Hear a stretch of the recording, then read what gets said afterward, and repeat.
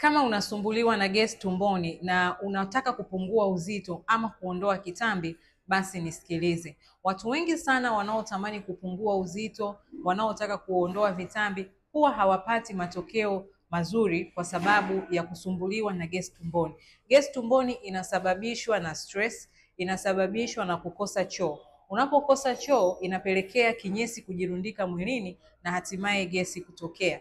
Gesi tumboni inasababishwa na ulaji wa vyakula vinavyosababisha gesi kama maharage, broccoli, cabbage. Hivyo ni vyakula ambavyo vinasababisha gesi tumboni. Lakini pia gesi tumboni inasababishwa magonjwa ya mfumo wa mmeng'enyo wa chakula kama vidonda vya tumbo. Kama wewe unahitaji kupungua uzito au unataka kuondoa kitambi, basi hakikisha kwanza unaondoa changamoto ya gesi tumboni ili utakapoanza safari yako uweze kupata matokeo ambayo ni mazuri sana. Naitwa Aminata Katimba na wasaidia watu kuwa na uzito mzuri, lakini pia kuweza kuondoa vitambi na matatizo ya ngozi.